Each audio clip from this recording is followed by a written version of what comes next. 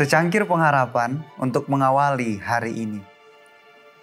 Renungan pagi, tanggal 27 Mei. Maut di dalam sebuah panci. 1 Korintus 15 ayat 56 dan 57 berkata, "Sengat maut ialah dosa, tetapi syukur kepada Allah yang telah memberikan kepada kita kemenangan oleh Yesus Kristus Tuhan kita."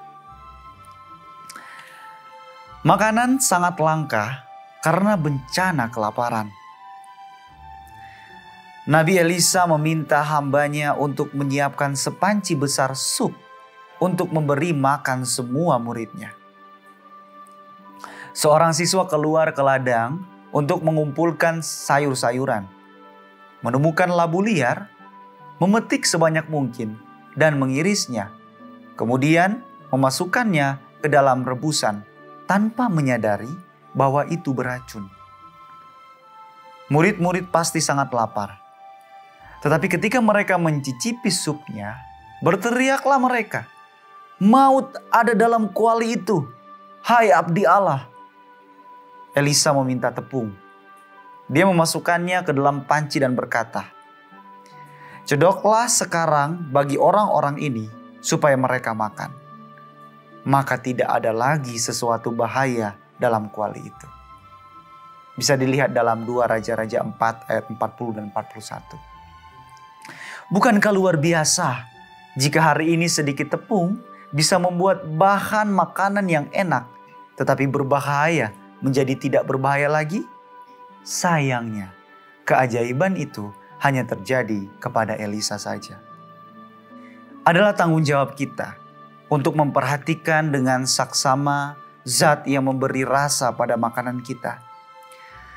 Karena beberapa excitotoxins seperti MSG atau monosodium glutamat dan aspartam atau bahan utama pemanis NutraSweet dan dalam menu minuman atau makanan dapat meracuni orang-orang tertentu. Menurut Russell Blaylock, MD, penulis Excitotoxins, The Taste That Kills.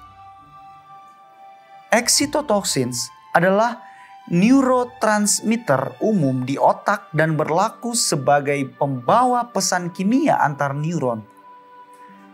Masalah muncul ketika mereka terakumulasi dalam konsentrasi yang lebih tinggi dari yang dibutuhkan. Seperti ketika MSG atau aspartam atau NutraSweet ditambahkan ke dalam panci, itu kemudian bertindak seperti racun bagi neuron. Itu membuat neuron bereaksi berlebihan, menyebabkan mereka menembakkan impuls mereka dengan sangat cepat hingga mencapai kondisi kelelahan ekstrim. Efek yang merusak dari zat-zat ini telah dikaitkan dengan Alzheimer, Parkinson's, AIDS, demensia, dan penyakit neurodegeneratif lainnya. Ada penghalang yang seharusnya mencegah masuknya zat berbahaya ke dalam otak. Tetapi ada titik celah dan karena perlindungan itu belum sepenuhnya berkembang di waktu lahir, bayi dan anak-anak adalah kelompok yang paling rentan.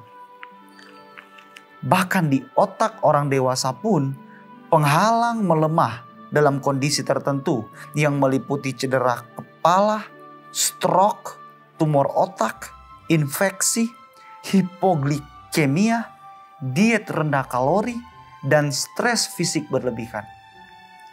Untuk menjaga penghalang tetap sehat, membutuhkan banyak energi seluler dan pasokan antioksidan yang baik, terutama vitamin C dan vitamin E, dan mineral-mineral seperti magnesium.